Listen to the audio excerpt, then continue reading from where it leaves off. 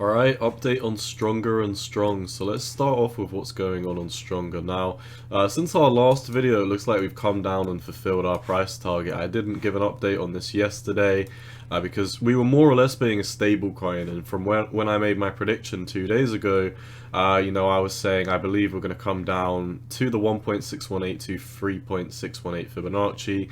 At the time, I think we were up here, or we were here, and we were talking about a 21% drop to 25% drop. Obviously, we've got the double fib 1.618, 3.618.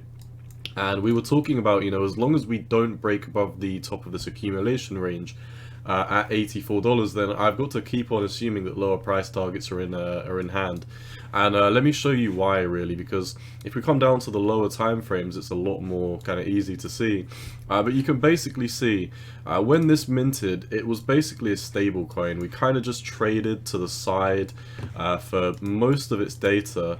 And this was the point where we needed to break, and we said until we break above the top of this range, then, I've got to assume lower price targets are on the table. We were talking about the 2.618 at 84 at that point, and we kept accumulating. We came up to the top of the range, got a rejection, and that's when we went down to our next price targets. Now, what are we doing right now? Because I see something very similar again.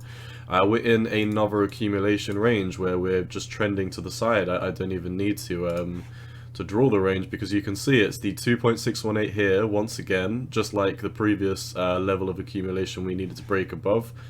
This is what we've got here at the $84, and you're really just chopping to the side, like chop, chop, chop. We keep on coming up, hitting this rejection point, and then this is obviously when we know that we're going to come back down to the lower accumulation range down here at these fib bands. So what's on the table now? Because I really only have 2 more price targets that I can draw from. Now, if you remember my first couple of videos on Stronger, just when we came up to C here on the 8th of April, I was talking about the possibility of this AB equals CD pattern, which you can see we've got our A here, move down to B, and then we have our move to C, and then a D. So this would be a perfect AB equals CD pattern playing out right now, and we've extrapolated our target before. It is this target down here, and I've said this in every video that the AB equals CD target is not my number one price target that I'm aiming for, but nonetheless it's still calling for a move down to $22. Like I said, I really want to take things one step at a time, because I did say at some point I will be looking to get some Stronger, and I'm still kind of standing on that. I do think Stronger is going to outperform Strong, and I would at least be willing to enter from a position of strength if the uptrend started to subside. We've been covering this since we were up here at $150, and I've been saying I'm looking for an area to get in once I see a bottoming signal, and right now I'm not seeing that bottoming signal. So even if I'm wrong about the next breakdown and we just skyrocket above the $85, at least that tells me that the downtrend has somewhat subsided, and we could potentially enter at $85 instead of entering at $150. So what am I looking for now? So we filled my next price target. We've come down to the 3.618, so we've come down to $58. We actually overshot it a tiny bit, and it was really this double fib range that I was talking about anyway, so it's not like a specific target. But nonetheless, more of a specific target coming in now if we do break down from $58. And when I say break down from $58, what I really mean is not necessarily a breakdown from $58, because once again this is a double fib region. We've got our 3.618 and 1.618 going on right here, so we could potentially even fake out up to $61, maybe even higher. But if we come up to 61 and then see another harsh rejection to the downside, I would once again be having to call for a move to the lower fib regions, and then that would be a further breakdown of 28%. It doesn't look like too much of a drop. I mean, I think the last one we called was, yeah, 27%, so we're getting lower down in the chart. These look like smaller and smaller moves, but they're actually quite, quite big bounces to the downside.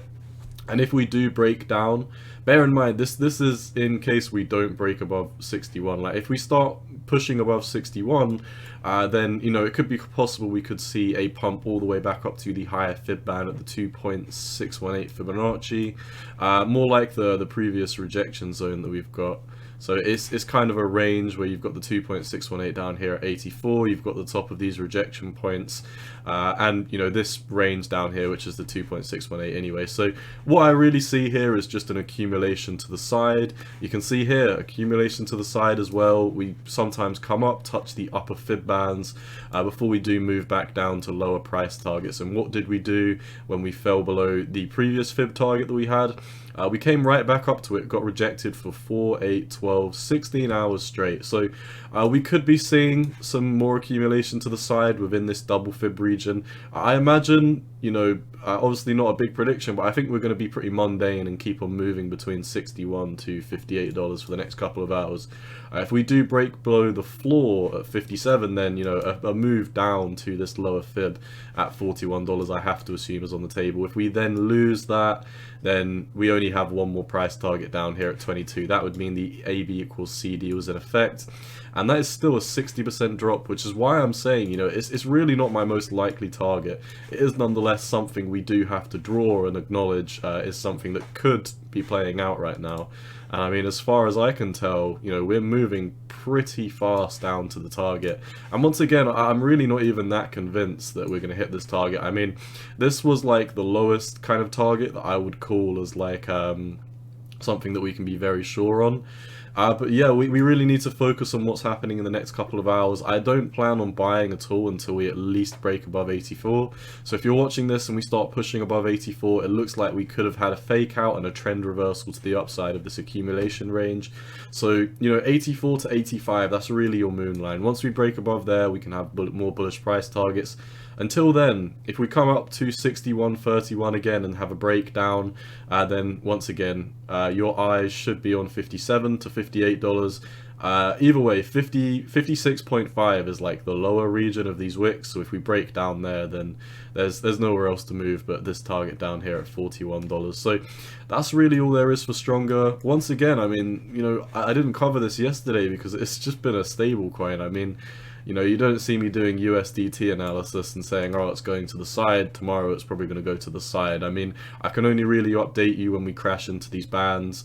But yeah, nonetheless, Stronger, it is a stable coin until it decides to break below these fibs, and then, you know, we could potentially see another move to the downside. And then once again, you know, $41 is a better buy than 150 up here, so, you know, take that with a grain of salt if that's your trading plan. And then if we come over to Strong, I really don't want to do too much analysis on this because in my opinion, the nail in the coffin is already here.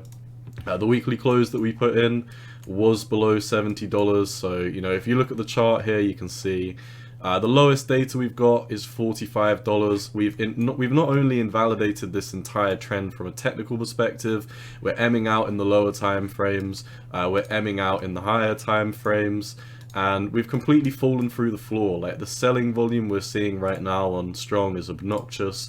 We've had the second worst selling volume, and also the weekly downtrend started to subside, and now the bears have fully come back in control, and you can really see this with the volume that we've got going on. Also, the weekly EMAs, they have fired a sell to the downside. So, you know, I said I wouldn't necessarily be covering Strong too much anymore, and I am still going to stick with that. I might cover you every time there's a big macro update. Like, for example, these weekly EMA ribbons just fired bearish, so that is very much something that we need to focus on. But nonetheless, I said it in my last video, I obviously don't think it's going to go straight down to zero, but, you know, in my opinion, the 3.618 is now on the table down here at $14. And we've been calling for these lower moves since I started covering this at, you know, $271. Now we're down here at 36, so in my opinion, it really is dead. You know, the bears have full control of this one. The selling volume is insane.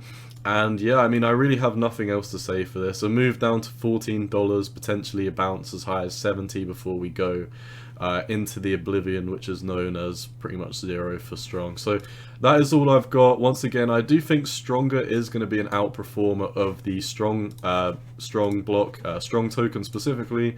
But nonetheless, you know, we've got to take these charts one day at a time. So for Stronger, keep your eyes on 61.36. If we have a breakout of there, then, you know, we need to keep our eyes on 84. But until we take out 84, you know, we're not out of the clear, because we've come up to this multiple times and been rejected in this accumulation range the same way we did the first time before a breakdown. So, you know, we could have the 4.236 on the table, $41.